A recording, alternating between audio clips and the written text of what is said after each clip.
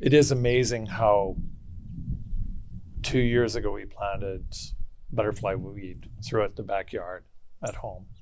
And every year we've had a host of monarch caterpillars. And prior to that, Scott had said he hadn't seen any monarchs in the backyard. So if you build it, they will come.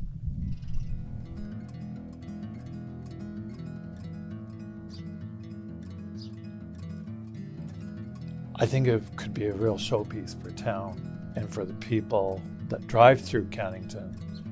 If you've got this great prairie garden growing in a downtown, small piece of property in a really hot location, it'll prove to people that it can be done anywhere.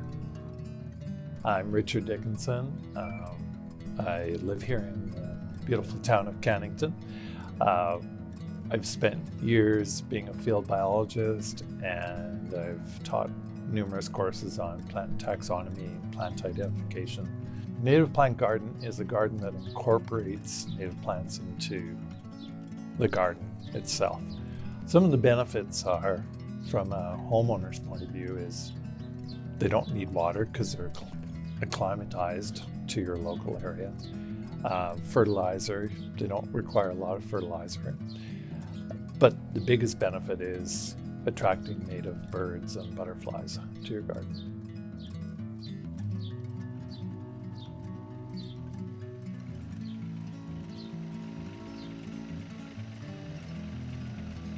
Every gardener has shovels, trowels, a wheelbarrow. It's no different than a regular garden.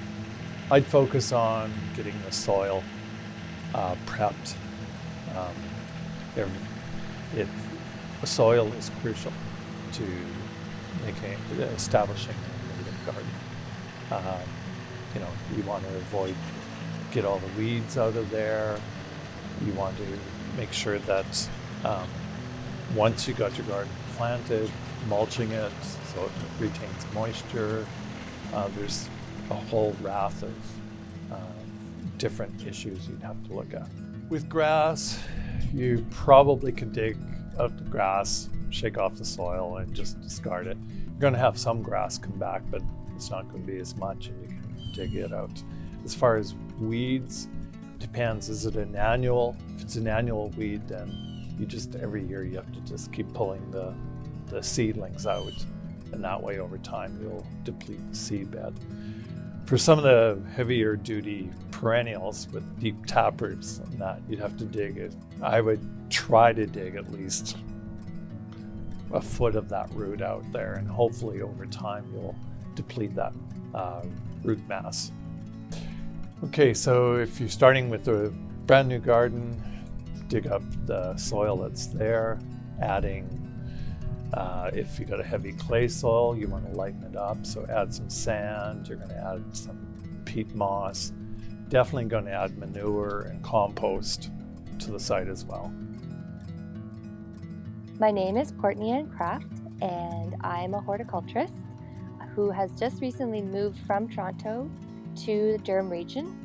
So a primary philosophy of my gardening business is to plant at least 1/3 of native or pollinator-friendly plants in any garden design that I do, and if not,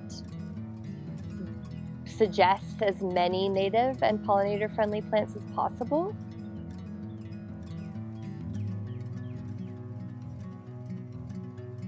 It's going to take, let's say you plant the first year, the second year, it's going to be just getting established. By the third year, it's probably going to start the beginning of its full potential. So it is not a chore, but it is a labor of love over that time period to get it established.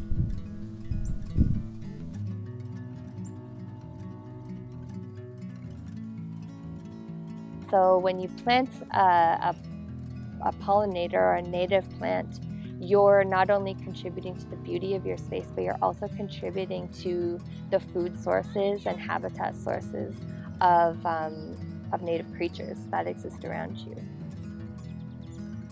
Start small, and then over time you'll probably find out some more native plants that you would really like to have in your garden, and just keep adding, and over time you'll see it evolve.